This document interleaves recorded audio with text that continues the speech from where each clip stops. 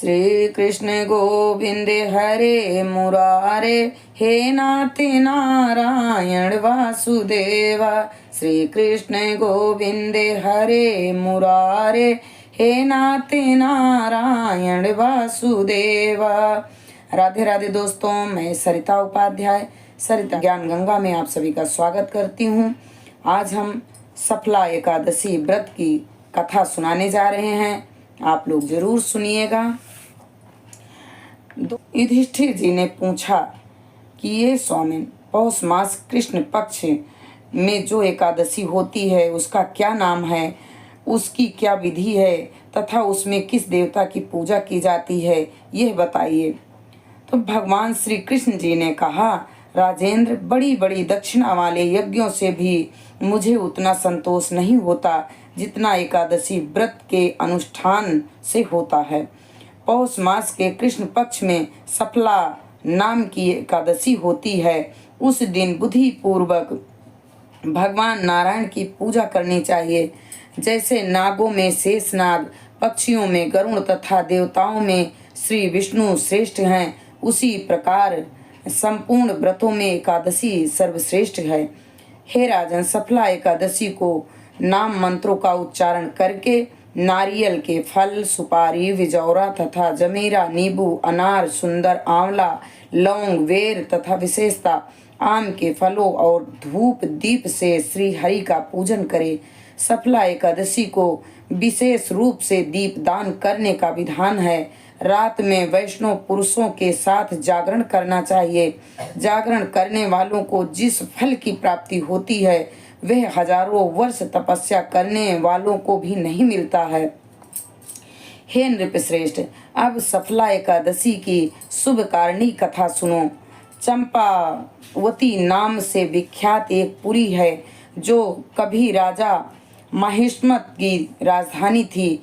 राजऋषि माहिष्मत के 5 पुत्र थे। उसमें जो ज्येष्ठ पुत्र वह सदा पाप कर्म में लगा रहता था, पर स्त्रीगामी और वैश्यागामी था। उसने पिता के धन को पाप कर्म में खर्च किया। वह सदा दुराचार परायण तथा वैष्णव और देवताओं की निंदा किया करता था।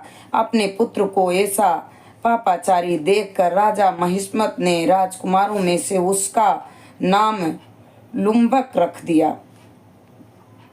फिर पिता और भाइयों ने मिलकर उसे राज्य से निकाल दिया। लुम्भक गहन वन में चला गया। वहीं रहकर उसने प्रायः समूचे नगर का धन लूट लिया। एक दिन जब वह रात में चोरी करने के लिए नगर में आया तो सिपाहियों ने उसे पकड़ लिया, किंतु जब उसने अपने को राजा महिष्मत का पुत्र बतलाया तो सिपाहियों ने उसे छोड़ दिया। फिर वह वन में लौट आया और मांस तथा वृक्षों के फल खाकर जीवन निर्वाह करने लगा। उस दुष्ट का विश्राम स्थान पीपल वृक्ष के निकट था। वह पीपल का वृक्ष बहुत वर्षों पुराना था। उस वन में वह वृक्ष एक महान देवता माना जाता था। पाप बुद्धि लुम्बक वहीं निवास करता था। एक दिन किसी संचित पुण्य के प्रभाव से उसके द्वारा एकादशी व्रत करने का पालन हो गया।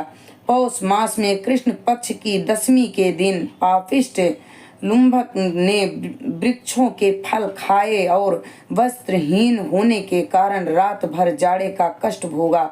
उस समय ना तो उसे नींद आई और ना आराम ही मिला। वह निष्प्राण सा हो रहा था। सूर्योदय होने पर भी उसको होश नहीं आया। सफला एकादशी के दिन भी लुम्बक बेहोश पड़ा रहा।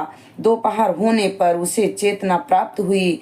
फिर इधर उधर दृष्टि डालकर वह आसन से उठा और लंगड़े की भांति लड़खड़ाता हुआ वन के भीतर गया।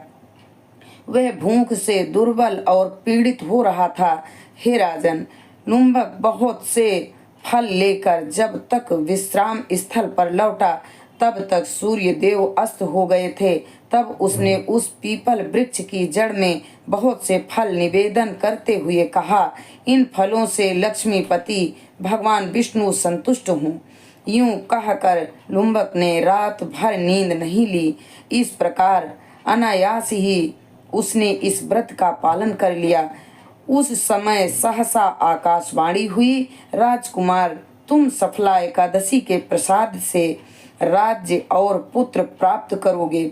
बहुत अच्छा कहकर उसने वह वरदान स्वीकार किया। इसके बाद उसका रूप दिव्य हो गया।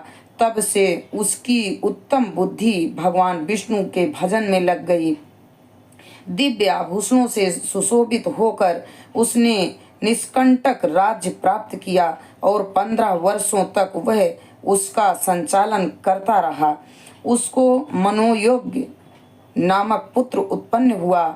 जब वह बड़ा हुआ तब लुम्बक ने तुरंत ही राज्य की ममता छोड़कर उस पुत्र को सौंप दिया और वह स्वयं भगवान श्री कृष्ण के समीप चला गया, जहाँ जाकर मनुष्य कभी शोक में नहीं पड़ता है। हे राजन, इस प्रकार जो सफला एकादशी का उत्तम व्रत करता है वह इस लोक में सुख को भोग कर मरने के पश्चात मोक्ष को प्राप्त होता है। संसार में वे मनुष्य धन्य है जो सफला एकादशी के व्रत में लगे रहते हैं, उन्हीं का जन्म सफल है। हे महाराज, इसकी महिमा को पढ़ने सुनने तथा इसके अनुसार आचरण करने से मनुष्य राजसूय यज्ञ का फल प्राप्त कर लेता है। श्री कृष्ण गोविंद हरे मुरारे, हे नाति नारायण वासुदेवा। श्री कृष्ण गोविंद हरे मुरारे, हे नाति नारायण वासुदेवा। श्री लक्ष्मी नारायण भगवान के चरणों में हमारा कोटि कोटि प्रणाम स्वीकार हो।